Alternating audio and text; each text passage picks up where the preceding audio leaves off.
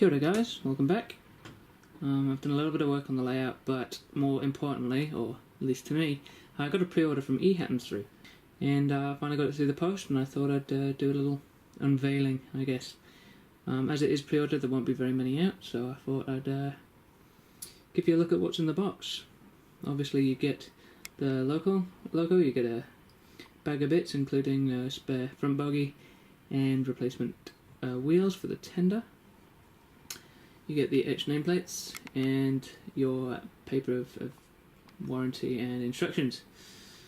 I won't bore you with that stuff so much. I'm just going to get the engine out and put it on the layout and show it going around. So straight out of the box you will find that there are 3 pieces of packaging that are wrapped around the logo, one between the smoke deflectors at the front, a piece between the cab and the tender, and a piece beneath or between the driving wheels underneath the engine. As you can see, that is incredibly finely detailed. The collar on top is extremely shiny, which is my only complaint I think so far. I'll see what to do about that. It is removable, and I probably will look into replacing the coal load. My HEA wagons need loading anyway, so I'll look into that later on. But lovely jubbly so far.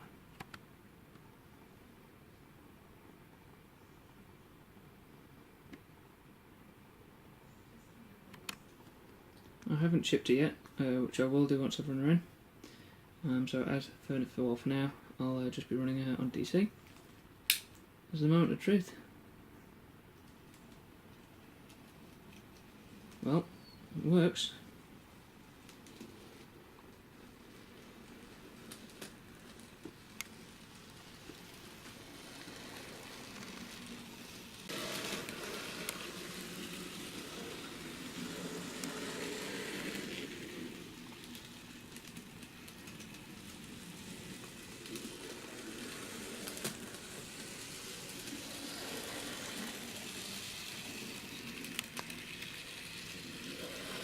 I can barely hear the engine. What you can hear is the noise of the track.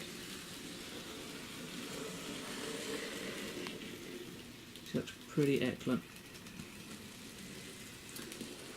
I'll just go turn another light on now.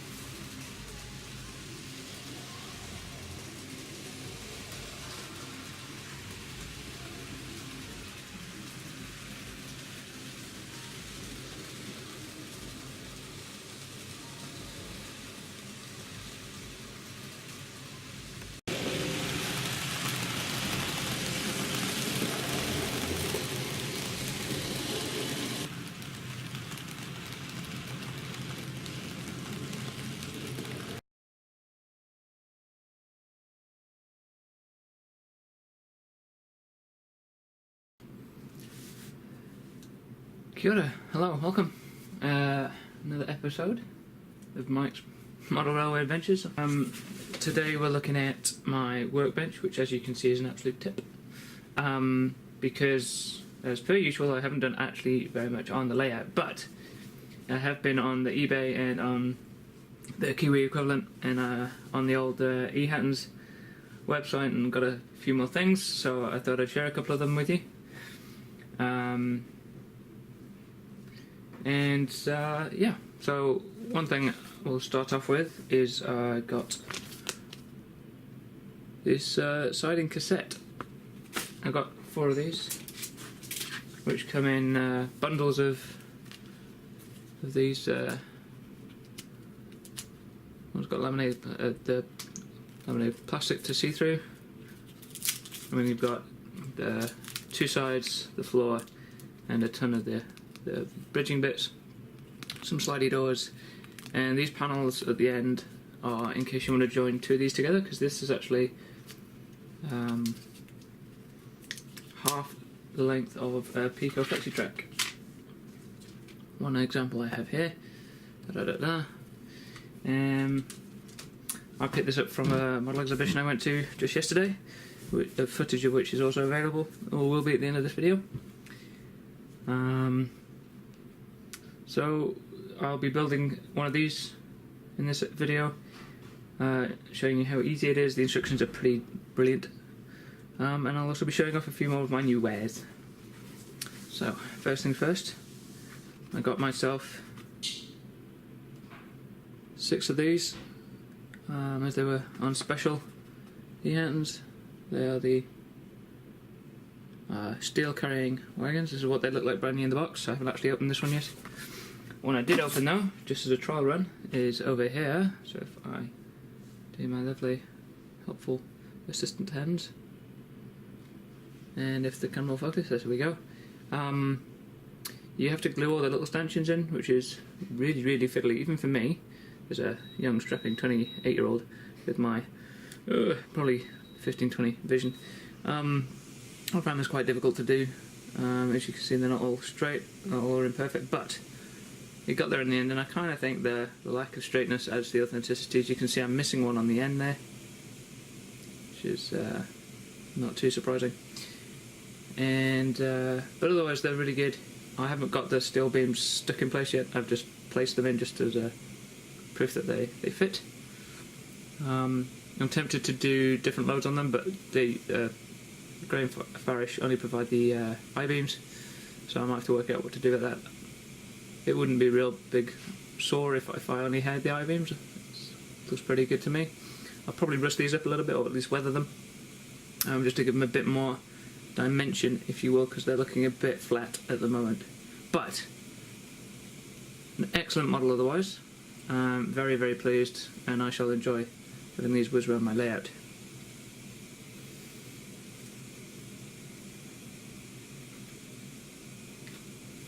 And in addition, I also got another one of these, the yellow ends for my MOD train. I got Mark 1 coach just because that's what I do. I like the idea of rakes, as you know, so got a nice BR blue and grey Mark 1 coach going around. In addition to the BR blue coaches and the wagons galore, I also got something back from Witness Railways. He does chipping of trains, and I've received my Iva in NSE livery back, all chipped and ready to go. I did run it in before I handed it over, and it ran sweet. And so it's now chipped, so I can put that on my layout with the other trains. It'll be very pleased about it. In addition to that, I also had a BR Blue Class 08, which you'll have seen in a previous video. It's an older design with the slightly deeper flattished wheels, if I can get the shine off. But it also ran really well even on my layout, so I got that chipped. And that's good. So I've now got 2 08s to help with the shunting duties. Finally, I got a new model building for the station when I finally get around to building it, and that is this Red Star Parcels office.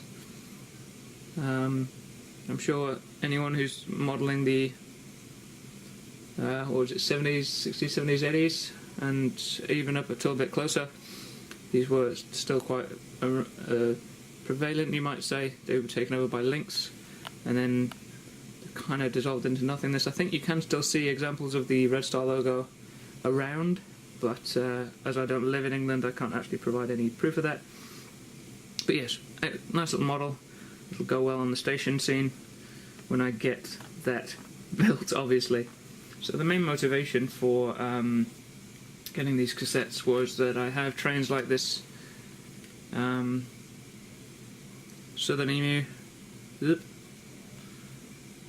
which came without a box, and it runs lovely, but I don't want to damage it, and I've been keeping it in my trays, but I need something a bit more long term.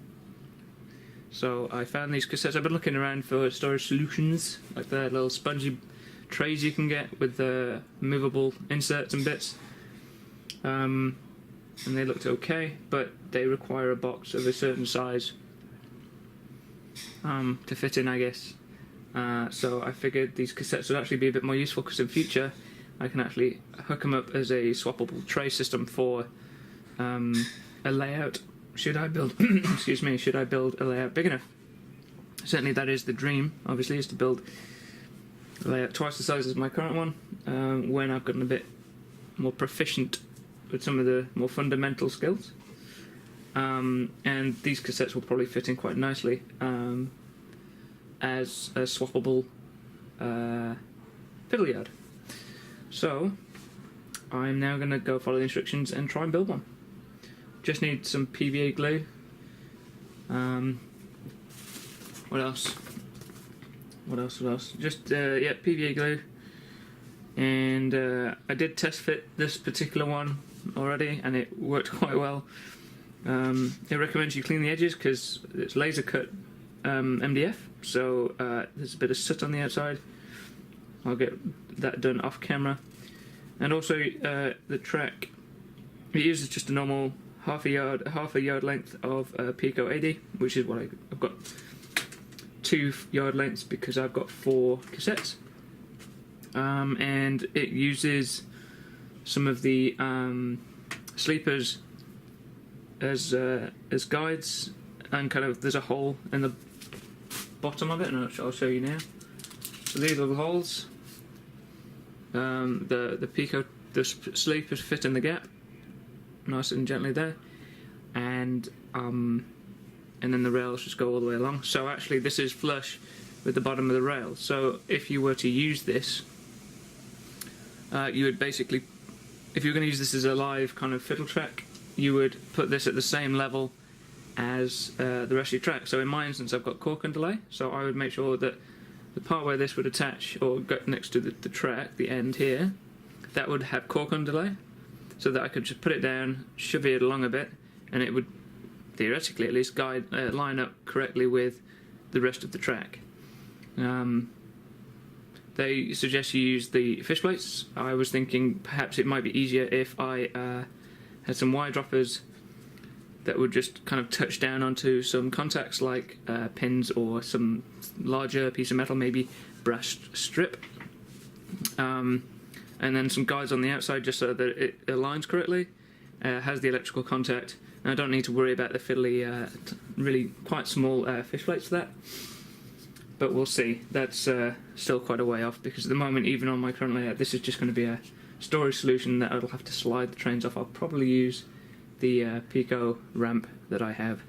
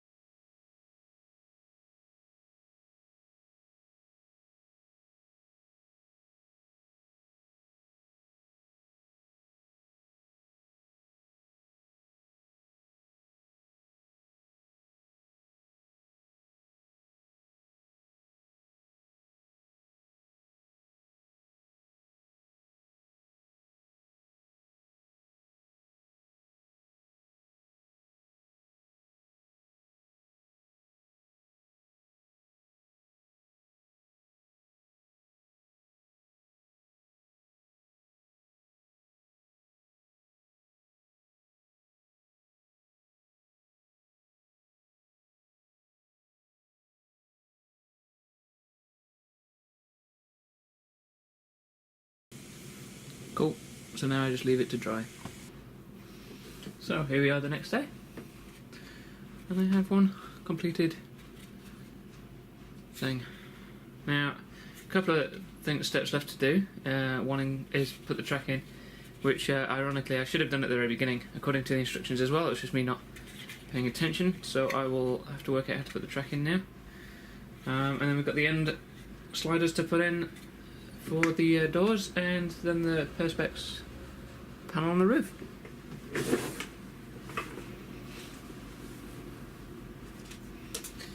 So for the track, what I recommend is that you have half of it, obviously, because it's about the right length, but actually you only need half as many of the sleepers, because the sleepers go in the holes.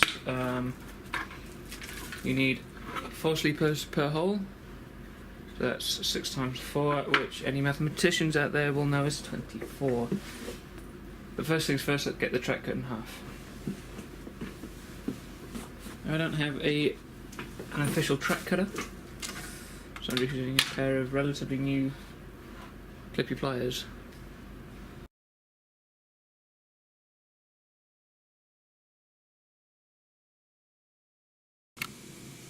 So I need to put the track in, and what I'm going to do is get groups of 3 sleepers for each of the holes along the bottom, and slide it in. It should just fit. Now I should have done this at the beginning, but I didn't. It's because I didn't read the instructions properly. It also suggests to use 4, but my cutting techniques aren't great, so I know that it's going to be too long. Like too many sleepers, the gap, the amount of plastic will be too long for the hole, so I'm going to use 3 sleepers to make sure it fits lengthways, because I know it for a fact it'll fit widthways, just not lengthways. So here we go.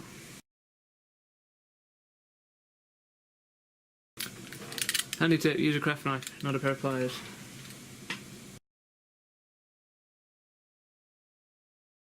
So now that I've got 6 groups of 3 somewhere around here, I'm just going to slide the rest off of the rails.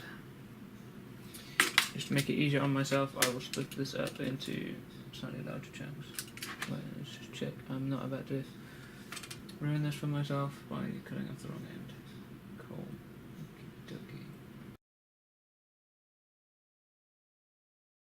Cool. You can see it. I don't know if you can see, but this comes off quite easy, especially if you put it into groups, smaller groups, because that's how friction works. Because the little chairs on the tops do provide a menial amount of friction, which isn't a problem normally, but can, when there's a lot of them, can cause a little bit of difficulty. So I'll continue with this.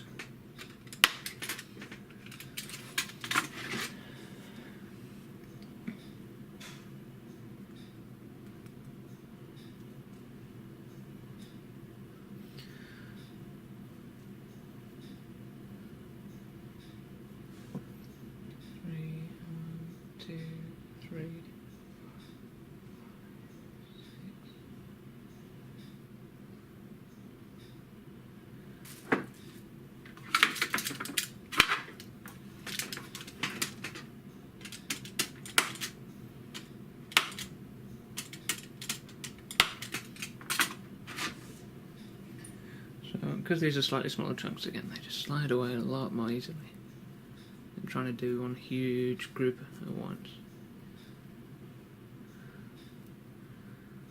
And there we are, we're at the top.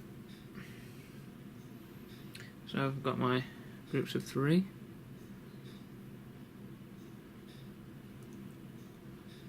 Perfect. Okay, so I'm going to just slide off the bottom here. Now, one thing I want to do when I'm doing this is make sure there isn't mass amounts of the track without sleepers. Excuse me. And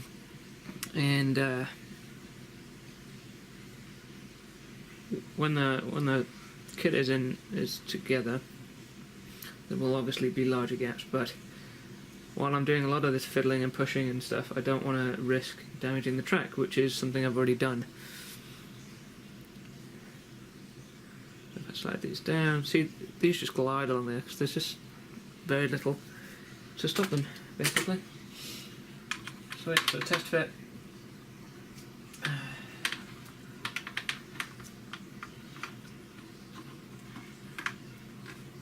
can show you.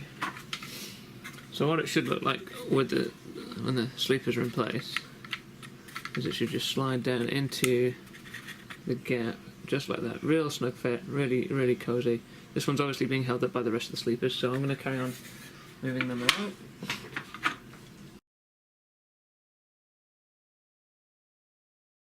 The sleepers will come in handy later on for other modelling purposes.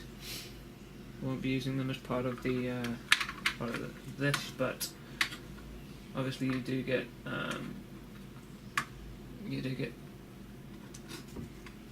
groups of sleepers in yards and stuff and on the side of tracks, so that will add some interesting detail for my model. One thing you want to be careful to be aware of is to make sure the track is still over the sleepers at the far end. Otherwise you'll have to try and re-chair the rails, which, believe you me, is rather fiddly in N-scale. Or engage, depending on your preferred term. I think engage is the proper one. There are different scales for the same width of track, and the N in engage stands for 9mm.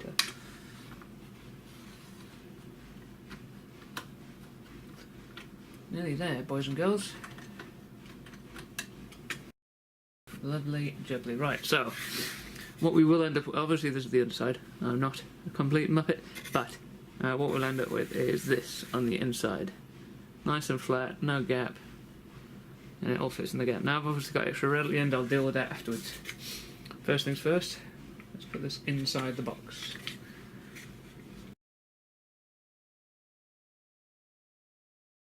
Right, so the next part is to make sure that all the sleepers fall in the little holes designated for them, which again is a little bit fiddly when you're having to work inside a box. So I'm fingers and just gently but firmly squeezing it in. Come on. There we go. Okay, so the track is in there now.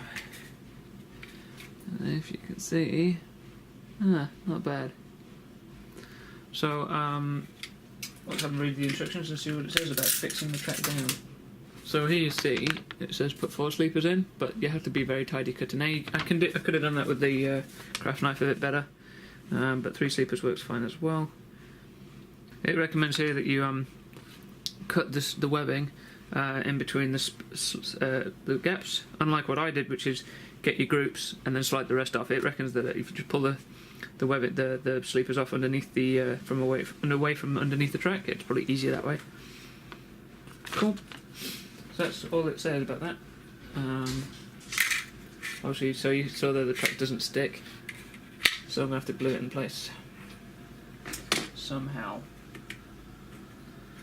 Not entirely sure how yet. I guess if I was using 4 sleepers, it would be a bit easier.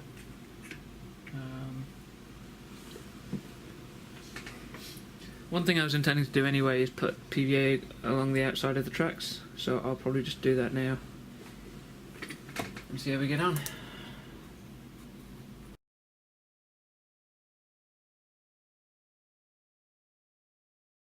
Obviously I don't want to get any on the track, so I'm going to have to clean that off and use a toothpick or something to get it right in the spots I need it.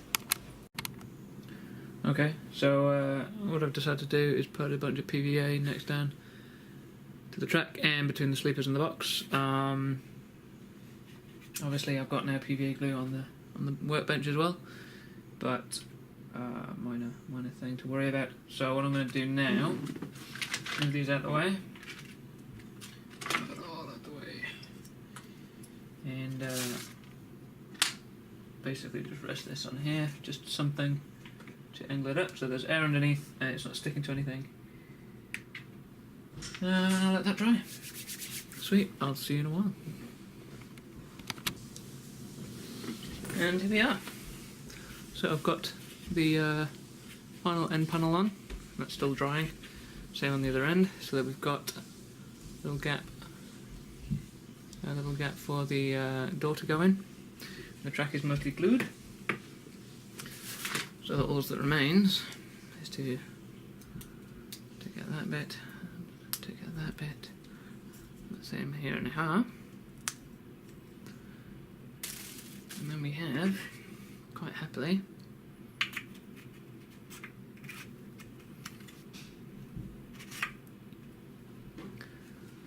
oh, that goes over the end, and as you can see the track comes out the bottom there, and then we have a solid end.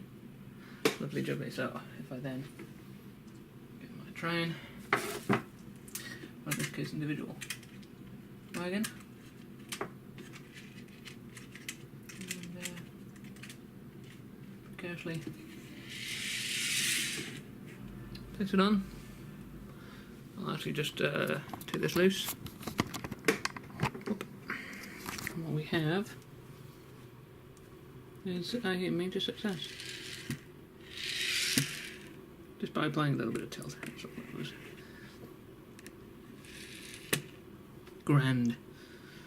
So then of course we take the final piece, this piece of Perspex, plop it on top, and then we have a see-through top, and that's it. That's the one. I've now got 3 more to build because I managed to break the other half of FlexiTrack that I was using, which is my own daft fault. So that's now going to be C-neck material. But otherwise, I've got 2 more of these. I'll have 3 in total, which I can put to good use. I hope you found this somewhat useful, if not completely boring. Yeah, this was a really reasonable price, I think, and good kit. Would recommend it to anyone. And yeah, let me know what you think.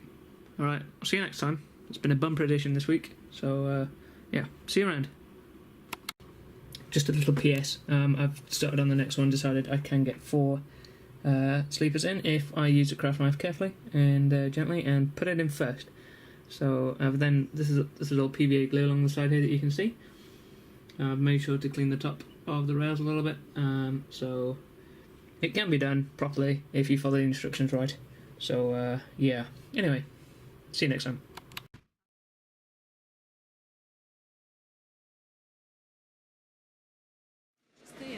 Yeah. Yeah. Good. Ooh. Are you excited already? All of the railway books.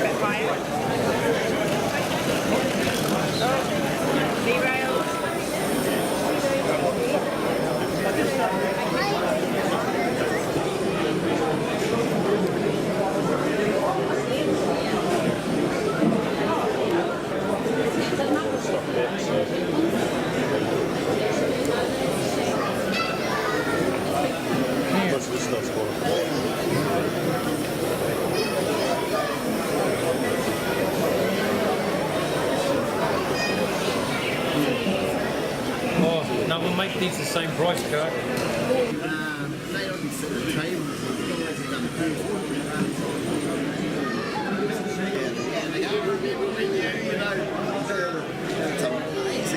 It's a shame it really wasn't talked about a film, you know. It's all now, you know. Yeah. Back home in 2000.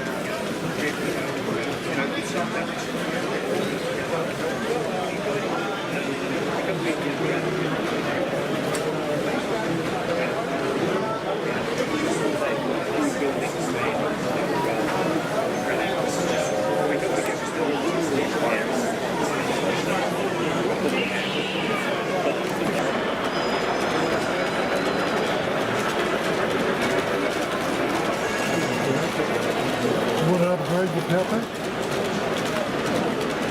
Focus ModelX. What happened? Which one?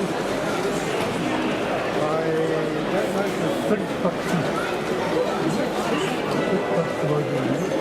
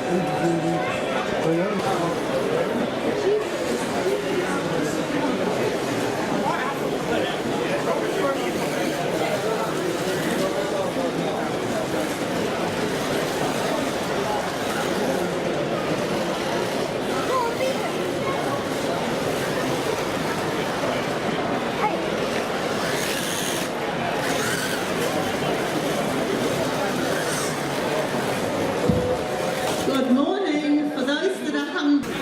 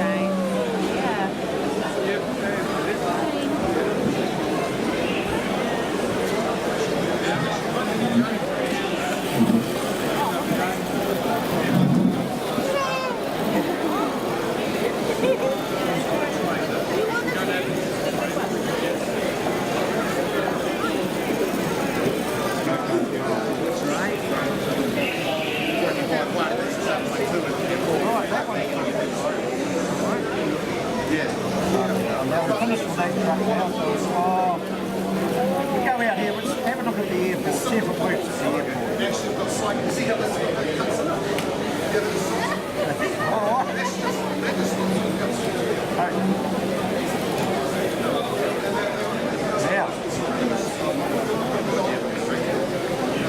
That's all the work there for that one. Now, so what we do now is get out that one. Now. Right, we go there, pick up those little ones there, put them into there, then the bulldozer, same, and then down to the crane down there. Hey? And we do the barrels first.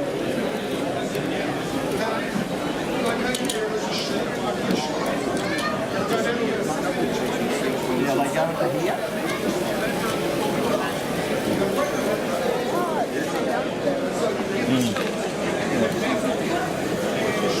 Out to the bulldozer.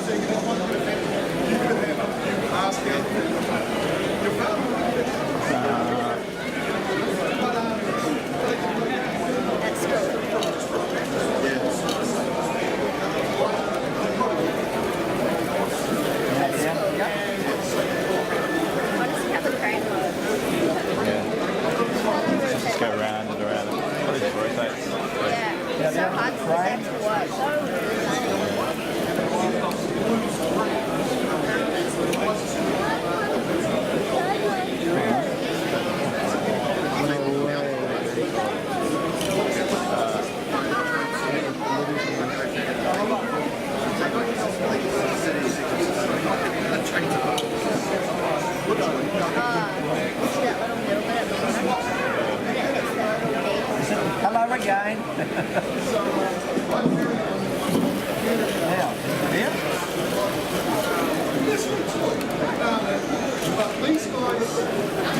Did they just come over the top? Now. Can we go there to airport? There we are.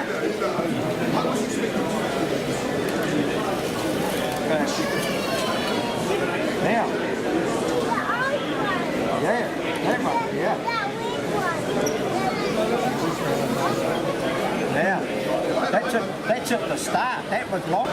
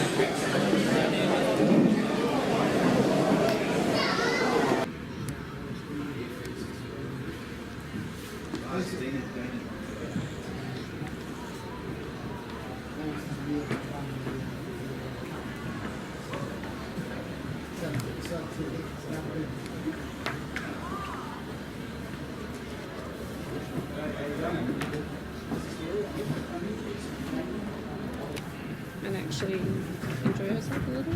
Yeah.